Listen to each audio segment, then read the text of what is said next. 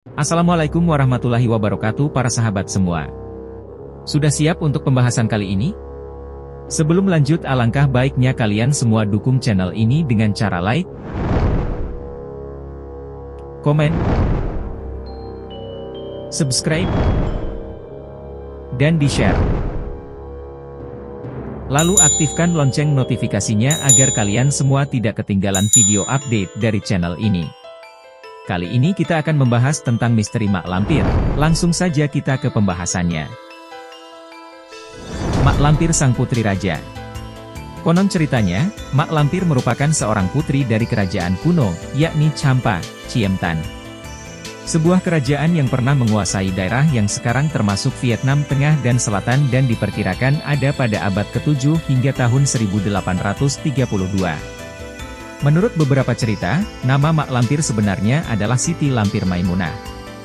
Legenda Mak Lampir pun sebenarnya berasal dari Sumatera Barat. Mitologinya cukup terkenal di beberapa wilayah di tanah Sumatera, sebut saja di Kabupaten Agam, Bukit Tinggi, tempat Gunung Merapi berdiri.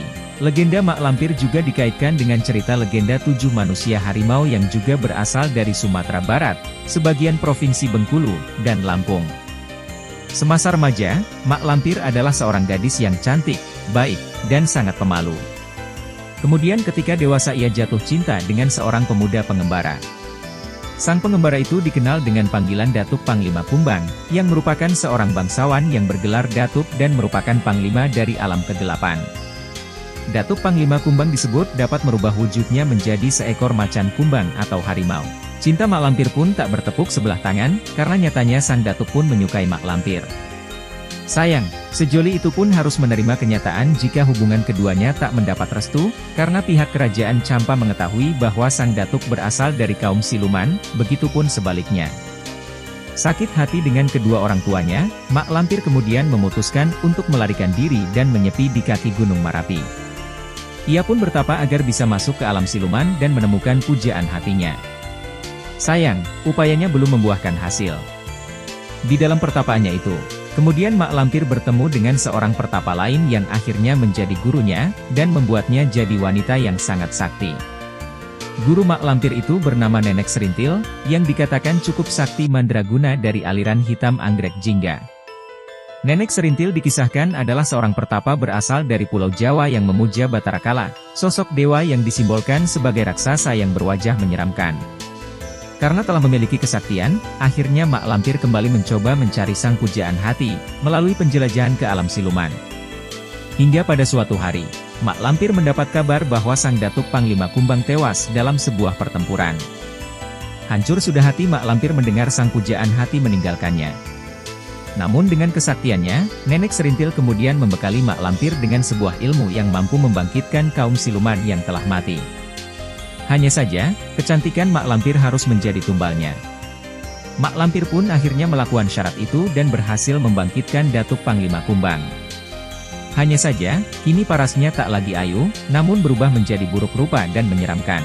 Meski dengan wujud buruk rupa dan menyeramkan, Mak Lampir berharap Datuk Panglima Kumbang tetap menyintainya dan menerimanya dengan tulus. Namun yang terjadi adalah sebaliknya. Pengorbanan yang dilakukan oleh Mak Lampir bertepuk sebelah tangan. Sakit hati dengan perlakukan sang pujaan hati, akhirnya memicu dendam tak berkesudahan dalam diri Mak Lampir, dan berjanji akan terus memerangi kaum siluman dan Datuk Panglima Kumbang. Untuk terus memerangi kaum siluman, Mak Lampir pun menggalang kekuatan dengan jin penguasa Gunung Merapi di Jawa.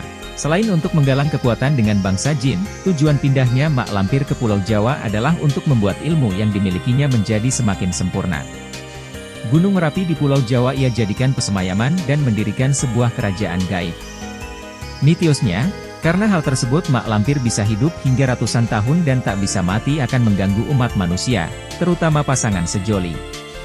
Kerajaan jin itulah yang diyakini oleh masyarakat sekitar yang membuat Gunung Merapi menjadi sangat angker dan menyeramkan.